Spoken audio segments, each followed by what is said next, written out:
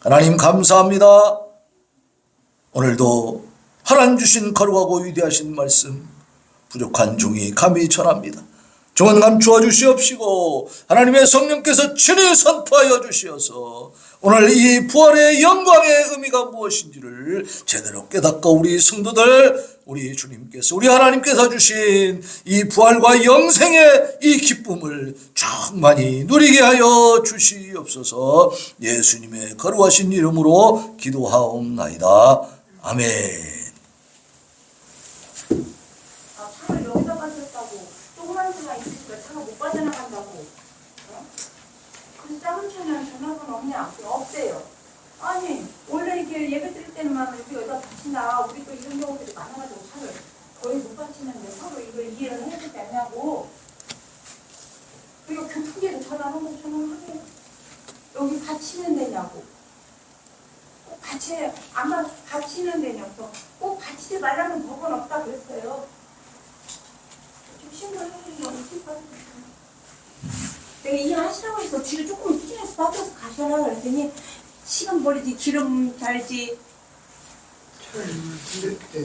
자, 우리 자가용 가지고 저기 쌌네. 자, 오늘은 우리가 이제 부활주일인데 부활주일 부활의 기쁨을 우리가 누리려고 하니까 또 저런 일이 생기죠. 우리는 정상적으로 바친 거야. 지금 저 뒤에 다른 차가 나중에 바친 거예요. 우리 차 바칠 때는 차가 없었어. 조그만 차예요. 없었어. 아무것도 없었어. 옆에 그게 옆에도 그게 저 뒤쪽에 한참 들어가 있었어요. 없었기 때문에 차를 바친 거예요. 근데 나중에 갖다 바쳐가지고 정보문 앞에 있는 차가 조그만 차가 있으니까 자가용이 우리 차랑 있어서 못 빠져나간대요. 그러니까 그 차가 거기 받치면 안 되는 거야. 우리 차가 있었기 때문에. 우리 차가 먼저 받쳐가지고 먼저 받쳤지. 우리가 받쳐놨는데 없으니까 받쳐놨지. 근데 나중에 받친 거야. 그 차를 치워야 되거든. 그러니까 차들이 희한해요. 다른 차가 지나갈 수 없겠다 싶으면 받치면 안 되잖아. 근데 막 갖다가 저렇게 들이대는 거야.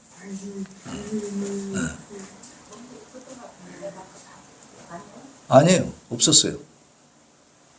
이제는 차를 갔을 때 큰 푸른카드 내가 앞에다 바칠까 하다가 뒤에다 바쳤는데 하나가 붙여야 돼. 그 전부터 옆에 차가 없었다고요. 우리 다 봤어요. 근데 왜 나중에 또 하다가 바뀌었대요? 그러니까 나중에 갖다 바쳤으니까 그 차가 문제지. 우리 차가 문제가 아니야. 그게 그 차가 잘못 바친 거지. 우리 교회는 이제 차에 차 번호가 있으니까 그렇게 전화를 하기도 하죠. 번호 없는 사람 근데 오늘은 우리가 뭐 굳이 뭐 나가서 이렇게 안 해줘도 될 것 같아. 놔둬 보세요 그냥. 우리 차가 먼저 갔었다고요? 그럼 우리가 먼저 와 있었죠. 이제 앉으세요. 그냥 자꾸 왔다 갔다 하지 말고. 자, 우리 말씀 전하겠습니다. 자, 오늘 말씀의 제목은 만민에게 복음을 전파하라입니다. 만민에게 복음을 전파하라. 오늘 우리 예수님이 부활하신 날인데 그걸 이제 우리가 기념하는 거죠. 근데 오늘 본문을 제가 마가복음 16장으로 했어요. 마가복음은 잘 안 보거든. 그래서 다른 마태복음이나 뭐 누가복음, 요한복음에 다 부활에 관한 기록이 다 있어요. 그런데 우리가 이 마가복음을 일부러 택했습니다. 우리가 좀 접하기 어려운 부분들, 좀 생소한 부분들이 있기 때문에. 자, 이제 안식일이 지났어요. 안식일을 기점으로 해서 예수님이 죽으시고 부활하십니다. 그래서 이 구약 시대에 유대인들이 지켰던 이 구약의 그 안식일은 금요일 일몰, 금요일 날 해가 질 때부터 토요일 날 해가 질 때까지요. 이해가 되세요? 그러니까 금요일 날 저녁 때부터죠. 해질 때니까 금요일 저녁부터 그 밤을 지내면서 토요일 날 낮이 되죠. 낮이 됐다가 다시 해가 지죠. 저녁에 해가 지면 끝나는 거예요. 그러니까 금요일 저녁부터 토요일 낮을 거쳐 아침 낮을 거쳐서 저녁 때까지가 이게 이제 유대인들이 지키는 안식일이에요. 근데 예수님은 낮 12시 제6시 그때쯤에 금요일 날 낮 12시 그러니까 히브리 시간으로 이스라엘 사람들이 하는 시간으로 제6시라고 그래. 그러면 그 낮 12시쯤에 십자가에 달리셨습니다. 그리고 3시간 만에 오후 3시가 됐을 때 돌아가셨어요. 그래서 예수님하고 같이 혼자 십자가에 달린 게 아니고 양쪽에 흉악범들 둘이가 같이 십자가에 달렸습니다. 처형이 된 겁니다. 그런데 이제 이때는 금요일이고 안식일을 준비하는 시간이겠지. 왜냐하면 금요일 저녁 때부터는 안식일로 들어가잖아. 안식일이 되면 유대인들은 아무것도 안 했어요. 일하지 말라 그랬잖아요. 그러니까 안식일 기간은 굉장히 거룩한 시간입니다. 근데 그때 시체들이 십자가에 달려 있으면 되겠어 안 되겠어? 흉하잖아. 그러니까 유대인들이 이제 빌라도 총독에게 얘기를 합니다. 이곳을 내려주시오. 오늘은 안식일이요. 오늘 저녁부터. 그러니까 십자가에 달린 그 시체들을 그대로 두면 안 됩니다. 치워주세요. 그랬어요. 그래서 이제 내리는 겁니다. 내리는데 양쪽에 있는 근데 십자가에 이렇게 달아놓으면 쉽게 금방 안 죽는데요. 생각해 보세요. 지금 채찍에 맞아서 만신창이가 됐지만 십자가에 달렸지만 지금 목숨을 딱 끊은 건 아니잖아. 그죠? 못을 박아서 세우는 거야 지금. 손과 발에. 그죠? 그러니까 사람이 못이 박혀서 피가 나면서 고통스럽긴 하겠지만 바로 즉사하는 건 아니잖아. 그러니까 살아있는 상태에서 고통을 엄청나게 느끼는 거예요, 이게. 십자가형이라는 게. 무서운 형벌이죠. 그래서 결국은 죽죠, 이제. 근데 그렇게 금방 죽질 않아요. 그러니까 내리면서 양쪽에 있는 이 흉악범들은 어떻게 했냐면 허리를 꺾어가지고 아직 덜 죽은 것을 죽여버립니다. 왜냐면 산채로 내려놓을 수가 없잖아, 그죠? 그래서 다 꺾어가지고 다 죽여서 내렸어. 근데 예수님은 보니까 돌아가신 것 같거든? 그러니까 창으로 찔러본 거야. 옆구리를.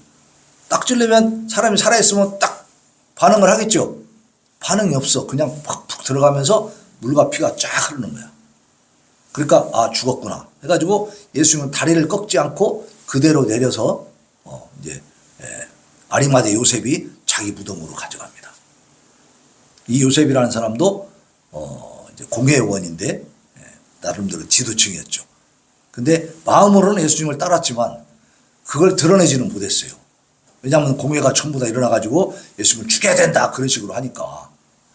그래서 결국은 이제 모른 척하고 이제 안타깝게 생각하고 있다가 예수님이 딱 돌아가셔가지고 이제 십자가에서 내려야 되는 상황이 되니까 이 빌라도 총독한테 가가지고 그 예수를 내가 장사 치르겠다.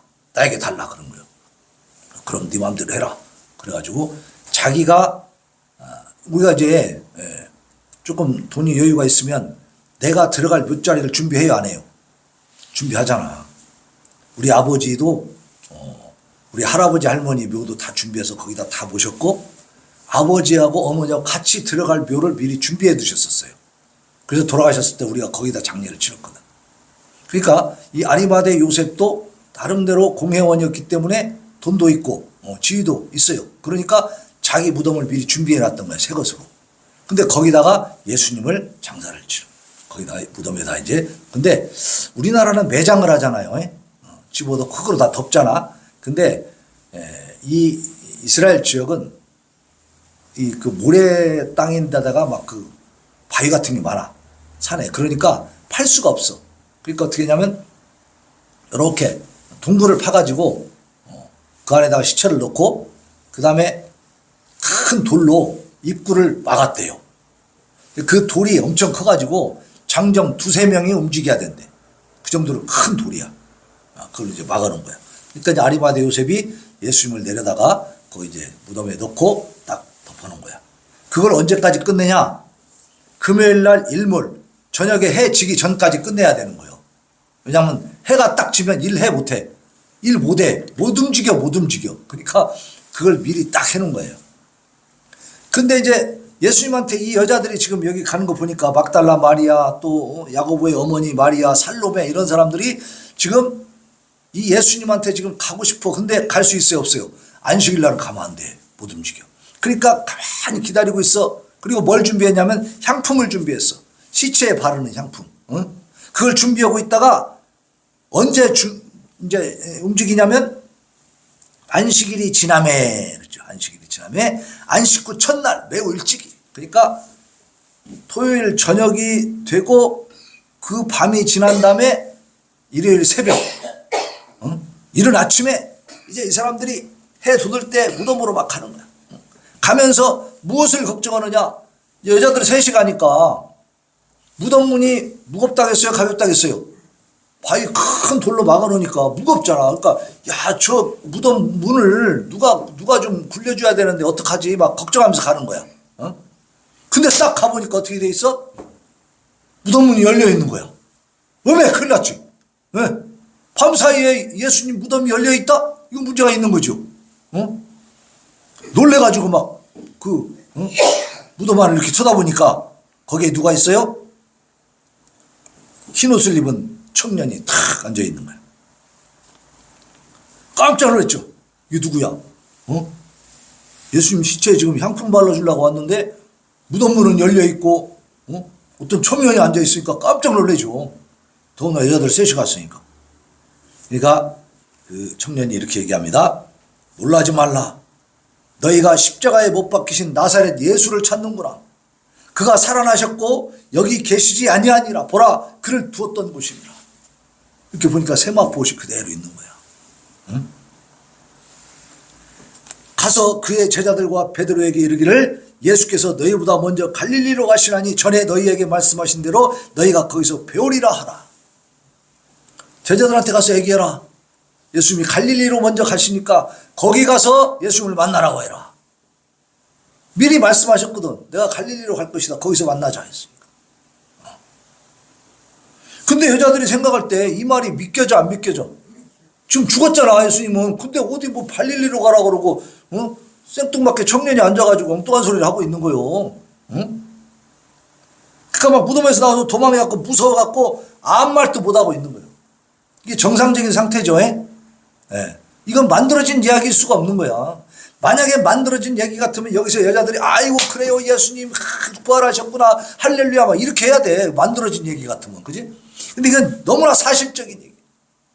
예수님의 부활은 사실이기 때문에 과장하거나 무슨 이렇게 말하자면 미화시킬 필요가 없는 거예요. 그리고 만들을 각색할 필요가 없어요. 그대로 있는 그대로. 여기 여자들이 보니까 보세요. 여기 16장 8절 봅시다. 8절 시작. 여자들이 몹시 놀라 떨며 나와 무덤에서 도망하고 무서워하여 아무에게 아무 말도 하지 못하더라. 그죠? 이게 사실적인 지금 상태를 얘기해주고 여자들이 막 무서워 떨고 있는 거예요. 근데 안식 후 첫날 이른 아침에 그때쯤에 7 귀신을 쫓아내어 주신 막달라 마리아에게 이제 나타나신 거야. 예수님이. 그러니까 마리아가 이제 예수님을 만나고 예수님이 부활하셨구나. 이제 체험을 한 거죠. 경험한 것을 사람들한테 가서 얘기해. 응? 사람들이 예수님 이렇게 죽고 막 무덤에 이렇게 장사되고 하니까 어떻게 해요? 막 슬퍼서 울고 있잖아. 그러니까 알려줬어. 예수님 살아나셨어. 내가 만났어. 믿어 안 믿어? 안 믿어. 제자들도 안 믿고 거기 같이 따라다니는 사람들도 안 믿는 거예요. 응? 그들은 예수께서 살아나셨다는 것과 마리아에게 보이셨다는 것을 듣고도 믿지 아니하니라. 있을 수 있는 일이죠. 아주 사실적이잖아. 만들어낸 이야기 같으면 다 믿더라 막 그러고 막 할렐루야 해야 되는데 아니요 이게 이게 안 믿어지는 게 정상이죠. 그죠? 자, 그 다음에 12절에 보니까 그 후에 그들 중 두 사람이 걸어서 시골로 갈 때에 예수께서 다른 모양으로 그들에게 나타나시니 두 사람이 가서 남은 제자들에게 알리었을 때 역시 믿지 아니하니라. 두 제자는, 두 사람은 예루살렘에서 엠마오라고 하는 그 시골 마을로 이제 가고 있는 거예요. 이제 예수님이 돌아가셨으니 우리는 이제 끈떨어진 연이다. 우리 이제 소망이 없어졌다. 이 예수를 통해서 뭔가 좀 우리 이스라엘이 말이야 새롭게 막 일어서고 회복될 줄 알았더니 저렇게 돌아가셨으니 이제는 우리는 뭐 소망이 없다. 그리고 실망해갖고 가는 중에 예수님이 나타나신 거예요. 그래서 만나가지고 아, 예수님이구나 경험을 했어요. 그래서 이 두 사람이 다시 시골로 가다가 돌아와가지고 예루살렘으로 가서 예루살렘에 있는 제자들한테 얘기해 주는 거예요. 내가 예수님 만났어. 우리가 예수님 살아계셔. 믿어 안 믿어? 또 안 믿는 거예요. 김동주 집사하고 똑같아. 계속 안 믿는 거예요. 그 후에 또 11제자가 음식을 먹고 있어. 11명이 음식을 먹고 있는데 왜 11명이 됐을까요? 원래 12명이었는데 가룟 유다가 있잖아. 가룟 유다 예수님을 팔아먹었잖아. 그러고 나서 예수님이 십자가에 못 박히시니까 어때? 이 사람이 아이고 내가 잘못했는가 보다. 그래놓고 하나님 앞에 회개하면 되는데 이 사람이 목매달아 죽어버렸잖아. 자살했어. 자살. 그러니까 제자가 하나 없어진 거지. 그래서 지금 11명이 모여서 이제 음식을 먹고 있는데 거기에 예수님이 나타나시는 거예요. 그러면서 예수님이 꾸짖으십니다. 그들의 믿음 없는 것과 마음이 완악한 것을 꾸짖으시니 이는 자기가 살아난 것을 본 자들의 말을 믿지 아니함이라. 자기를 살아난 것을 본 사람들 우리 마가복음에서만 보면은 막달라 마리아 또 두 제자들이 와가지고 그죠? 예수님 내가 만났어. 예수님 살아나셨어. 이렇게 얘기해 줬잖아. 근데 제자들이 믿어 안 믿어? 안 믿고 있는 거야. 베드로부터도 안 믿는 거야. 그러니까 꾸짖으십니다. 예수님이 책망하셨어. 그러면서 말씀하시는 게 15절 이하입니다. 자, 15절부터 한번 다시 읽어봅시다. 마가복음 16장 15절입니다. 시작. 또 이르시되 너희는 온 천하에 다니며 만민에게 복음을 전파하라. 믿고 세례를 받는 사람은 구원을 얻을 것이요 믿지 않는 사람은 정죄를 받으리라. 믿는 자들에게는 이런 표적이 따르리니 곧 그들이 내 이름으로 귀신을 쫓아내며 새 방언을 말하며 뱀을 집어올리며 무슨 독을 마실지라도 해를 받지 아니하며 병든 사람에게 손을 얹은즉 나으리라 하시더라. 이 말씀을 언제 하셨다고요? 예수님이 십자가에 달리기 전에 달리시고 죽으시고 무덤에 장사됐다가 부활하신 다음에 부활하셨다 막 하늘로 올라가시는 거 내가 봤다 우리 다 함께 할렐루야 하자 하고 끝난 게 아니요. 여기뿐만 아니라 마태복음이나 요한복음 다른 성경에 봐도 부활하신 뒤에 제자들을 만나가지고 말씀을 많이 해주시고 또 심지어 생선도 드시고 나를 만져봐라 나는 살과 뼈가 있다. 영혼의 부활이요 육신의 부활이요. 그렇지 육신의 부활이지 또 영혼이라고 하네. 영혼도 부활하시고 예수님은 육신도 부활하시잖아요. 그러니까 그럴 때는 빨리 육신의 부활이라고 해야지. 왜 이렇게 건너가요? 이게 함정이 영혼의 부활이요. 잘못 알고 있는 거예요. 영적인 부활은 보이지 않지. 눈에 보일 수가 없지. 그리고 보여도 보였다 사라졌다 하니까 그건 그냥 하나의 망상이지 그냥. 그죠? 자기 환상 환각일 수도 있잖아. 못 믿는 거예요. 그리고 이 성경에서 말하고 있는 부활은 우리 육신의 온전한 부활을 말하는 겁니다. 그 부활의 첫 열매가 누구예요? 예수님이요. 그럼 예수님이 영만 부활했으면 우리가 그렇게 부활할 소망이 전혀 없는 거예요. 증거도 없는 거예요. 근데 예수님은 육체가 그대로 부활하셨기 때문에 세마포옷이 뭐냐면 우리도 장례 치를 때 마지막에 뭘 입혀요? 입히는 거 뭐예요? 수의 입히지 수의. 그러니까 이 세마포옷이라는 거는 우리나라 문화로 얘기하면 수의야 수의. 수의를 입혀서 무덤에 넣어둔단 말이야. 근데 보니까 뭔만 있어? 수의만 그대로 있어. 사람은 없고. 자 하루 만에 갔으니까 사람이 있어야죠 그대로. 사람 싹 빠져나가고 옷만 그대로 있는 거야. 옷만. 그러니까 영화를 보면 예수님이 딱 부활해서 나오실 때 보면 옷은 그대로 입고 발가벗은 채로 딱 나오십니다.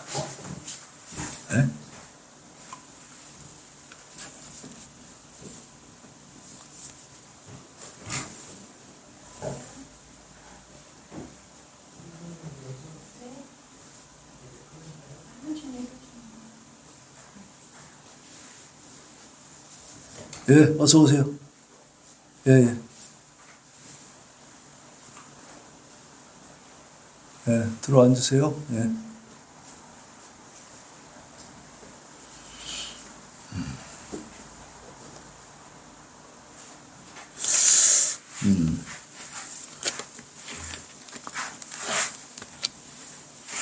그래서 예수님이 이렇게 부활하셨는데 그게 영적인 이렇게 어떤 그 육신이 아닌 다른 세계의 그런 부활이 아니고 실제 예수님이 가지고 있던 그 육신이 죽으셨고 또 살아나셨다는 거예요. 그것을 제자들이 잘 믿어요, 못 믿어요? 못 믿으니까 도마에게는 어떻게 했어요? 손에 못자국, 옆구리 창자국까지 다 보여주고 네가 손가락 넣어봐라 그랬죠. 그리고 또 제자들한테 나타나서 너네 먹을 거 있니? 가져와봐. 구운 생선을 드셨다 이 말이에요. 같이 식사를 하셨다 그 말이에요. 응? 여기 엠마오의 제자들, 여기도 이 마가복음에는 짧게 나타나 있지만 다른 성경에 보면 누가복음에 자세히 나타나 있는데 그 두 제자하고 식사를 합니다. 마을에 들어가서. 그때까지도 이 제자들은 예수님인 줄 몰라. 그랬다가 식사를 하는 과정에서 깜짝 놀라고 예수님을 깨달아요. 거기서 같이 식사를 하시는.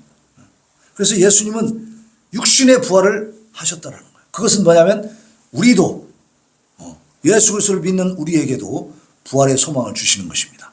그리고 그 부활할 수 있다는 것을 증명해 보여주신 거예요. 부활의 첫 열매시니까. 그래서 예수님이 이렇게 부활을 하셨는데 그 부활은 우리에게 어떤 의미가 있는가라는 거죠. 자, 그래서 고린도전서 15장 20절로 22절에 보면 이제 그리스도께서 죽은 자 가운데서 다시 살아나사 잠자는 자들의 첫 열매가 되셨도다. 사망이 한 사람으로 말미암았으니 죽은 자의 부활도 한 사람으로 말미암는도다. 보세요. 사망이 한 사람으로 말미암았다는 건 무슨 얘기입니까? 한 사람, 누구 때문에 우리가 이렇게 힘들게 살고 있는 거죠? 아담이죠, 아담. 하와가 먼저 죄를 졌지만 그러나 아담이 책임이 더 큰 겁니다. 그죠? 아담이 대표이기 때문에. 그래서 아담의 범죄로 인해서 인간이 어디에서 쫓겨났어요? 에덴 동산에서 쫓겨나면서 하나님과 담이 생겨버렸어. 그 담을 헐어야 돼. 그 담을 허는 길은 오직 예수 그리스도의 십자가 보혈밖에 없는 겁니다. 그러니까 이 사망이 한 사람으로부터 왔다. 여기서 말하는 사망은 영원한 멸망, 지옥의 그 형벌을 말하는 겁니다. 죽은 자의 부활도 한 사람으로 말미암는 사망 가운데 영적으로 다 사망에 죽어있는 상태지만 예수 그리스도를 통해서 살아나는 줄로 믿습니다. 그리고 아담 안에서 모든 사람이 죽은 것 같이 그리스도 안에서 모든 사람이 삶을 얻으리라. 어떻게 하면? 믿음이야. 예수님을 믿음이야. 만일 죽은 자의 부활이 없으면 그리스도도 다시 살아나지 못하셨으리라. 영적인 우리가 영적으로 사망에서 생명으로 옮기는 것은 예수 그리스도의 그 십자가의 그 보혈을 우리가 믿는 믿음을 통해서 얻는 것이고, 그 후에는 이제 예수님 다시 오실 때 우리의 육체의 부활이 있는 줄로 믿습니다. 이런 부활이 없다면 예수님도 다시 살아나지 않았을 것이다 그 말이에요. 예수님의 육신이 부활할 일이 뭐가 있냐 이 말이지. 예수님은 영이시고 하나님이시니까 그냥 가시면 되는 건데, 그죠? 근데 왜 육신이 부활하셨느냐? 그것은 우리에게 육체의 부활이 있음을 알려주시는 겁니다. 이런 내용은 다른 성경에도 많이 나와 있어요. 데살로니가전서에도 나와 있고 우리 육신의 부활에 대해서 많이 지금 예언해 주고 있습니다. 자, 그래서 부활하신 예수님이 나타나시잖아.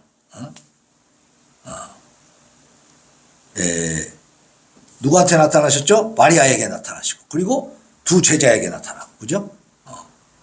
인간의 경험과 이성에 지나치게 의존하는 것은 성경 말씀에 대한 불신과 하나님에 대한 이 뜻에 대한 무지를 초래합니다. 우리가 인간의 지식과 경험을 가지고 성경을 재단을 하려고 하면 불신앙이 돼버려요. 그래서 하나님의 뜻에 대해서는 알지 못하게 되는 거예요. 거듭된 예수님의 부활 예고에도 불구하고 제자들이 불신앙적인 태도를 취한 것은 죽은 사람이 다시 살아나는 일은 우리 인간의 생각으로 가능해 불가능해요? 불가능해. 그러니까 제자들이 못 믿은 이유는 딱 한 가지요. 자기들의 지식에 갇혀있기 때문에. 그죠? 자기들이 세상에서 지금까지 경험했던 지식과 상식에 갇혀있으니까 거기서 뛰어넘지를 못하니까 예수님 부활한 것을 자꾸 못 믿는 거예요. 그 인간적인 판단이죠. 성도들은 자신이 오직 하나님의 은혜로 말미암아 주님의 자녀가 되고 그리스도의 일꾼이 되었다는 사실을 기억해야 될 줄로 믿습니다. 우리가 하나님의 자녀 된 것도 우리의 지식과 경험과 무슨 과학의 문명의 힘으로 됐습니까? 아니에요. 절대 아니에요. 2000년 전에 십자가에서 그렇게 형장 예술로 죽으셨던 그리고 부활하셨다는 그 예수님이 나하고 무슨 상관이 있다고 우리가 지금 믿고 있냐 이 말이에요. 그것을 과학적으로 증명할 수 있어요? 지식으로 논리적으로 무엇을 이렇게 법적으로 뭐 이렇게 구상할 수 있습니까? 안 돼요. 그게 오직 이것은 성령의 감동을 통해서 우리에게 주시는 믿음을 통해서만 가능한 일입니다. 이 신비한 세계는 하나님이 열어주셔야만 되는 거예요. 우리는 하나님이 이미 열어주셨기 때문에 이 자리에 있는 줄로 믿습니다. 고린도전서 15장 10절에 보면 그러나 내가 나 된 것은 하나님의 은혜로 된 것이니 내게 주신 그의 은혜가 헛되지 아니하여 내가 모든 사도보다 더 많이 수고하였으나 내가 한 것이 아니 오직 나와 함께 하신 하나님의 은혜로라. 사도 바울은 엄청나게 많은 일을 했습니다. 전도 여행을 뭐 누구보다 많이 다녔고 고생도 엄청나게 했고 예수 그리스도를 위해서 결혼도 안 하고 헌신 봉사한 사람. 그러나 그 사람은 그 모든 것들이 자기가 한 것이 아니고 하나님의 은혜로 된 것이라고 고백하고 있어요. 우리 오늘 이 자리에 하나님 앞에 예배 드리는 것도 하나님의 은혜인 것을 믿으시기 바랍니다. 내가 내세울 만한 공로가 뭐가 있습니까? 아무것도 없어요. 그러나 우리는 하찮은 존재가 아닙니다. 왜? 하나님 우리를 선택하셨고 우리를 귀하게 여기시기 때문에. 어느 정도 귀하게 여기십니까? 당신의 독생자 하나밖에 없는 아들을 죽이면서까지 우리를 살리신 분입니다.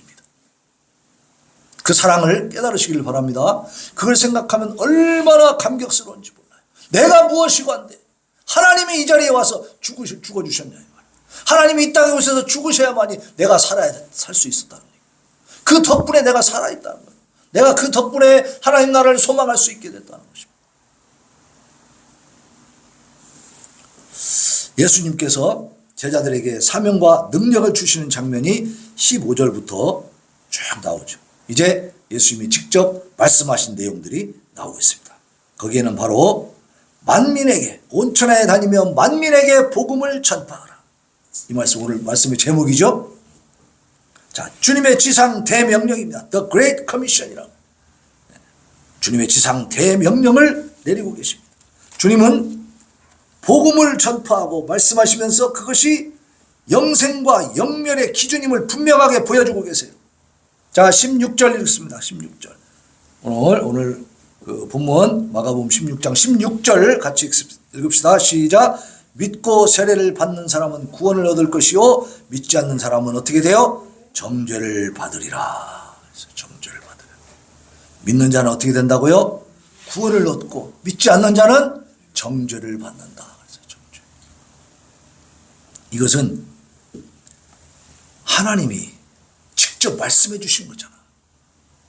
근데 지금 이 세대는요 이걸 부인하려고 합니다. 이걸 부인하려고 그래. 지옥 얘기하면 싫어해. 기분 나빠해. 그저 좋은 얘기만 해요. 복만 줘야 돼. 그래서 기복신앙이 돼가는 겁니다. 교회를 이용해서 잘 살아보는 거. 그것에만 현혹되어 있고 혈안이 돼 있어 사람들이. 그러니까 세상에 나가서 빛이 되지 못합니다. 빛인데 여기 빛이 안 나요. 소금인데 맛이 없어요. 그럼 어떻게 된다고 그랬어요? 버려져요? 쓰여져요? 버려지는 겁니다. 우리는 빛을 발해야 됩니다. 우리는 빛이기 때문에 그러기 위해서는 어떻게 돼야죠? 이 말씀의 원리를 그대로 우리가 받아들이고 또 선포해야 돼. 그걸 얘기를 해줘야 돼요. 예수님 믿으면 구원받고 믿지 않으면 어떻게 돼요? 정죄를 당하리라. 정죄는 뭐예요? 지옥 가는 거지. 거기서 슬피 울며 이를 갈미 있으리라 그랬잖아요. 불못에 던져진다. 이 말씀 예수님이 수없이 많이 하셨어요. 그런데 그런 말하면 기분 나빠요. 기분 나쁘면 안 가면 되지. 근데 뭐 그렇게 마음대로 안 갈 수 있나요? 기분 나쁘다고 안 갑니까? 안 된다 이 말이에요. 하나님 앞에 나올 때는 하나님 앞에 내가 굴복해야 됩니다. 하나님 앞에서는 자존심을 내세우면 안 됩니다. 그냥 다 내놔야 됩니다. 그러면 하나님이 우리를 높여주시는 것을 믿습니다. 그런 경험을 하시기를 바랍니다. 내가 높아지려고 해서 높아진 것은 굉장히 위험하고 불안합니다. 그러나 내가 하나님 앞에 납작 엎드렸을 때 하나님이 나를 높여주시면 그건 든든한 겁니다. 그건 너무나 견고한 겁니다. 그건 너무나 기쁜 겁니다. 네. 주의 복음은 세상 철학이나 도덕과는 다릅니다. 그렇게 고상한 교훈으로 그치는 것이 아니고 한번 잘 살아보자, 도덕적으로 착한 일하고 살자, 여기에서 그치는 게 아니다. 그런 건 세상 학문도 철학도 다 하고 있어요. 다른 종교들도 그 정도는 다 합니다. 선하게 살라고 하는. 그러나 우리의 영생과 영벌을 가름할 유일한 기준으로 우리가 믿고 따라야 할 진리, 그것을 선포해 주는 것이 성경입니다. 그것이 우리 하나님 말씀이에요. 그러니까 그 차원이 다른 거죠. 일반적인 도덕적인 삶은 기본적인 겁니다. 그건 당연히 해야 되는 거예요. 이렇게 우리가 높은 수준의 그 진리의 말씀을 우리가 알고 깨닫고 있는데 도덕적이지도 않게 살면 되겠어요? 그건 말이 안 되지. 그건 완전히 어불성설이에요. 그건 모순이에요. 그 위선입니다. 그건 제대로 깨닫지 못한 거예요. 하나님의 진리를 깨달은 사람은 결코 세상의 도덕에 위배되게 살지 않습니다. 그렇죠? 기본적으로. 예수님은 제자들에게 지상 명령을 주신 동시에 이를 행할 능력도 주셨습니다. 17절과 18절에 보면 믿는 자들에게는 이런 표적이 따르리니 곧 그들이 내 이름으로 귀신을 쫓아내며 새 방언을 말하며 뱀을 집어올리며 무슨 독을 마실지라도 해를 받지 아니하며 병든 사람에게 손을 얹은즉 나으리라 그랬어요. 여러분도 이런 능력이 있습니다. 내가 아프면 어떻게 해야 돼요? 먼저 목사님에게 기도를 요청하는 것도 필요한 일입니다. 그러나 제일 먼저 뭘 해야 돼요? 내가 기도해야 돼. 내가 기도하면서 병원도 가야 돼요. 병원도 가지 않고 말이지 기도하면 나서 이건 무엇에 속하냐면 저도 이거에 대해서 굉장히 궁금했거든요. 기도만 하면 되는 거 아닌가? 그게 맞는 거 아닌가 생각했는데 자 보세요. 마태복음 4장 5절로 7절에 보면 이 사탄이 예수님을 시험합니다. 그 40일 동안 금식한 예수님을 광야에서 시험하는데 그 중에 하나가 이게 나와요. 성전 꼭대기에 예수님을 데려가가지고 뛰어내리라 그럽니다. 성경에 있지 않냐? 그 천사들이 너를 받아줄 거야. 이렇게 얘기합니다. 그러면 사실상 예수님이 뛰어내리면 다칠까요? 안 다칠까요? 안 다치고 분명히 내려올 때 천사가 받아줄 수 있어요. 그런데 예수님이 거기서 이렇게 말씀하십니다. 주 너의 하나님을 시험하지 말라. 이게 무슨 말이냐면 하나님이 주신 능력을 나를 과시하기 위한 그런 용도로 쓰면 돼야 안 돼요? 절대 안 된다는 거예요. 그게 절대 아니란 말이에요. 그러니까 내가 아플 때 나를 위해서 하나님 앞에 기도하되 또 세상의 학문과 여러 의학의 발전을 통해서 어떻게 했어요? 병원을 만들어 주셨잖아. 이 고대 시대보다 이 마가복음이 쓰여졌던 이 1세기보다 지금 21세기는 어때요? 의료시설이 잘 되어 있어요? 잘못되어 있어요? 훨씬 많이 발전되어 있잖아요. 그러니까 그렇게 우리에게 하나님이 이 문명의 이기도 주신 것으로 믿으시기 바랍니다. 그러니까 그쪽으로 가서 우리가 치료를 받는 것도 당연한 거예요. 근데 그것만 의지하면 안 된다는 것을 말하는 거예요.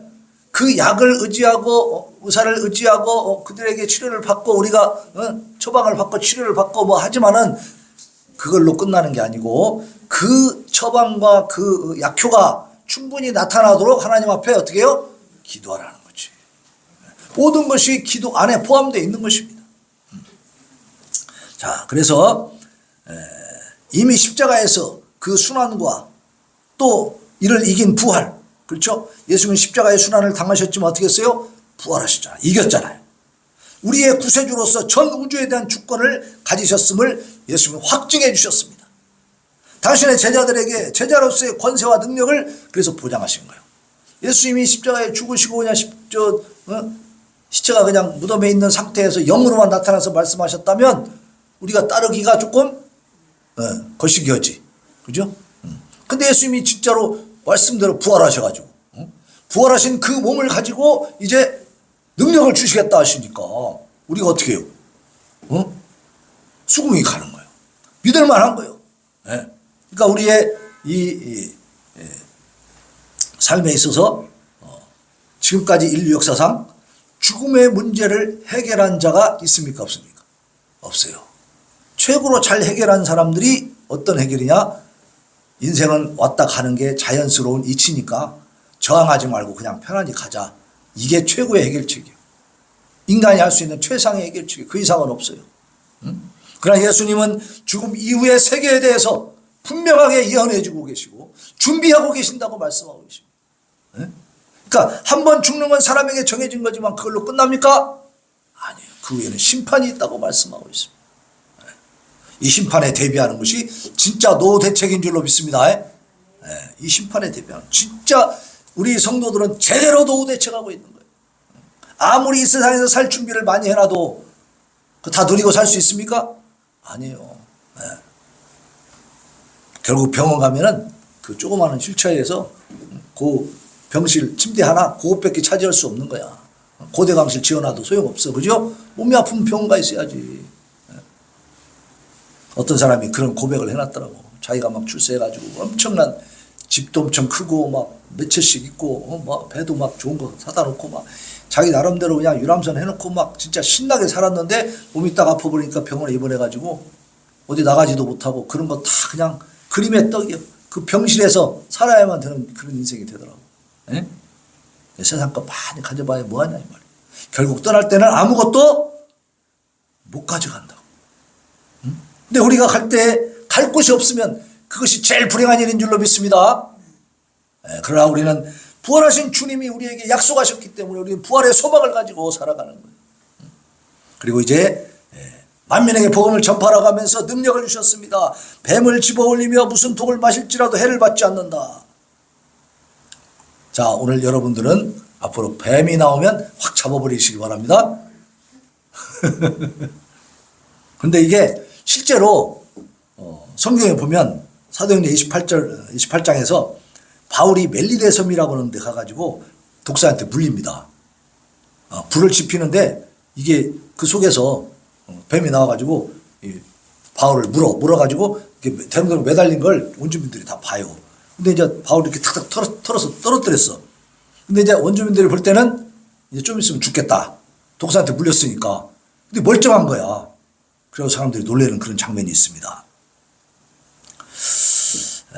근데 독을 마셔도 해를 받지 않는다. 그래서 독을 마셨다. 근데 아무렇지도 않았다. 이런 기록은 또 없어. 성경에는. 그러면 뱀이나 독이나 이런 것들은 뭐냐. 우리가 정말로 아까 얘기한 것처럼 야 우리는 뱀을 만져도 끄떡없대. 그러니까 막 만지고 독을 마셔도 괜찮대. 그러니까 막 쥐약 막 마시고 이래도 되는 건 아닙니다. 이걸 하나님을 어떻게 하는 거예요? 시험하는 거예요. 시험하는 거예요. 우리가 그만큼 어려운 힘겨운 혹독한 그런 시련 가운데 있다 할지라도 하나님이 지켜주겠다는 뜻입니다. 하나님 의지하면 하나님이 반드시 보호하시고 보존하시고 이끌어 가신다는 거예요. 그래서 우리가 생각할 것은 뭐냐면 그러면 이 세상에 있는 모든 일들이 다 해결돼 버려가지고 다 말하자면 이 땅에서 내가 영화와 영광을 누리는 것이냐? 그건 아닙니다. 우리가 그 상황 속에서 북한의 동포들처럼 순교를 당할 수도 있는 거예요. 그럼 하나님이 보호해 주지 못했네요? 아니에요. 그들을 믿음에서 떠나지 않도록 보호해 주신 거죠. 그죠? 믿음의 끝은 뭡니까? 하나님 나라 가는 거. 구원받는 거. 그들은 다 구원받죠. 순교의 영광을 가지고 가는 거죠. 네? 그래서 하나님이 믿음에서 떠나지 않도록 지켜주신다는 사실. 하나님 빼앗기지 않는다고 말씀하셨기 때문에.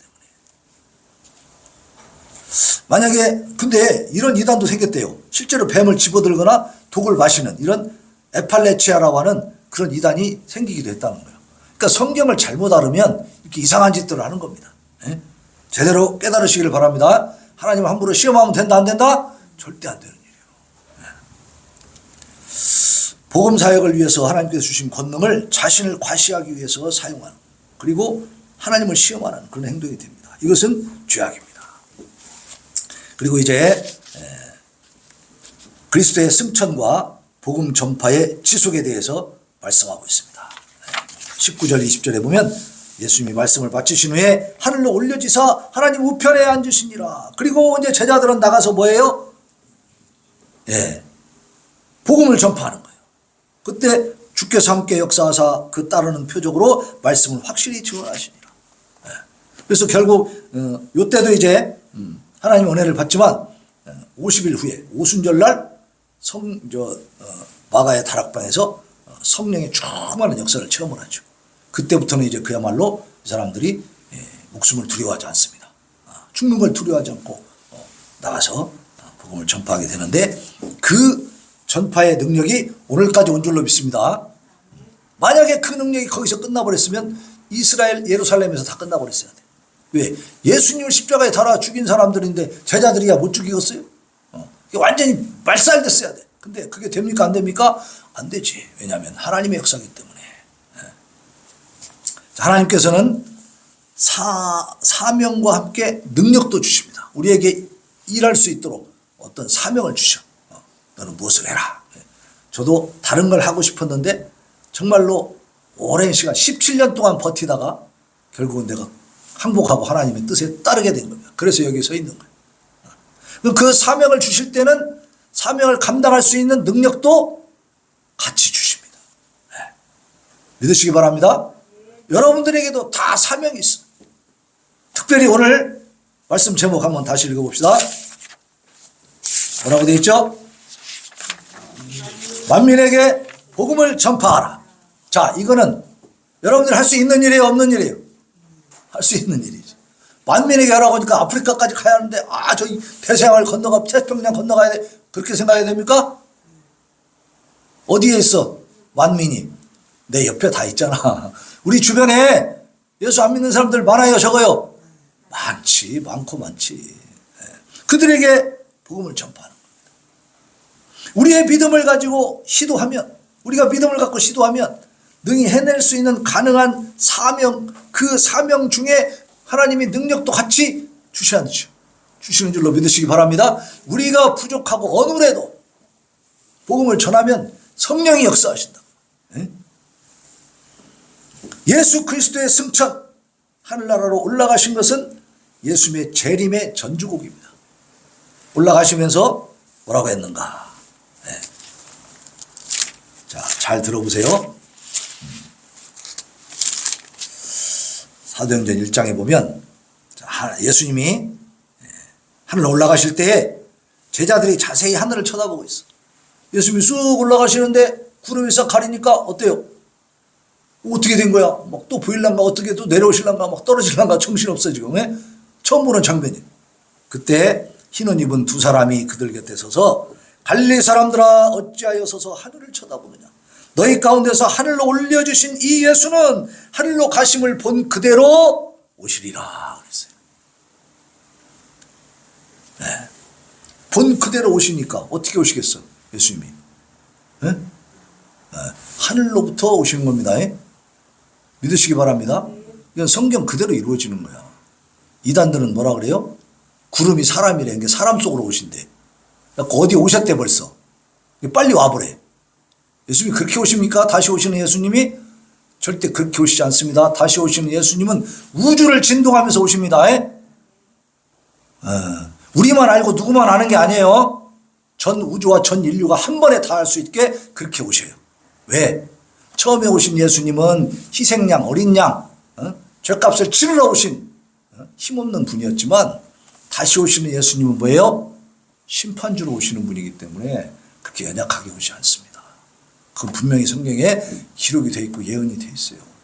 번개가 동해서 서로 번쩍하는 것처럼 그렇게 올 것이다 말씀하시잖아. 그러니까 누가 와서 예수님 오셨대, 뭐 그래 어디 오셨어 이렇게 쫓아나가야 돼요? 예수님 오셨대 하면 벌써 틀린 거야. 예수님 오시면 내가 골방에 자고 있든지 뭐 지하에 있든지 물속에 있든지 알아요 몰라요? 바로 알게 됩니다. 온 피조물들이 다 알게 되는 거야. 그러니까 걱정하지 마시기 바랍니다. 어떤 사람은 또 이렇게 설교를 해. 여러분 나팔 소리 들었습니까? 나는 나팔 소리를 들었습니다. 매일 듣고 있습니다. 이게 무슨 말이에요? 가짜입니다. 나팔 소리는 주님 오실 때 쾅쾅쾅 울리는데 나도 들어 못 들어? 나도 들어. 누구도 들어. 다 들어. 믿는 자만 들어요. 안 믿는 자도 다 들어. 세상 모든 사람이 다 듣게 돼. 우주가 다 진동한다니까. 그러니까 예수님 다시 오실 때 모르면 어떡하나 걱정돼야 한대. 걱정할 거 하나도 없어요. 맞이할 준비만 잘 하시기를 바랍니다. 예수님께서 다시 오시는 그날까지 주님께서 명령하신 이 복음 전파의 사명에 충실할 수 있기를 예수님의 이름으로 축원합니다. 자, 우리 찬송 497장 하나님 앞에 올려드리고 다짐과 결단의 기도 하겠습니다.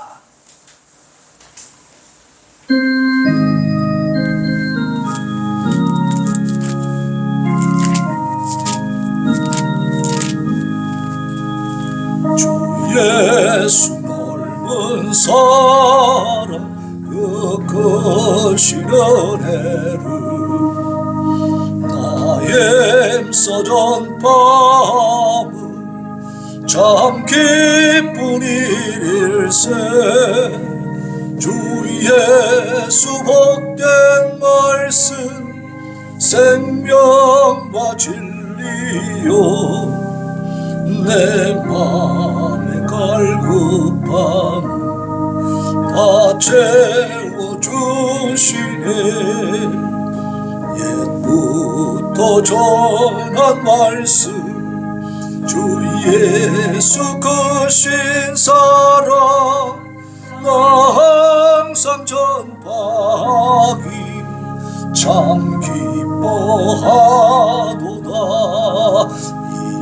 말씀 전할 때에 내 마음이 기쁘고 그 말씀 전할수록 새 기쁨 넘치네. 구원의 복된 말씀 못 들은 사람이 세상의 많음으로 힘써서 전하세. 옛부터 전한 말씀 주 예수 크신 사랑 나 항상 전파하기 참 기뻐하도다. 말씀 들은 사람 또 듣기 원하고 목말라 사모하니 그 말씀 진리라. 그 나라 영광 중에 나무를 넣으소래. 옛부터 좋아하던 이 말씀 버릴세. 옛부터 전한 말씀 주 예수 크신 사랑 나 항상 전파하기 참 기뻐하. 이 시간에 하나님 부활의 주님을 바라보면서 우리 하나님께서 우리에게 힘과 능력을 더하여 주시니 아버지와 주신 사명 만민에게 복음을 전파하라 하는 이 사명을 잘 감당케 하여 주시옵소서. 부르짖어 기도합니다. 주여 주여 주여.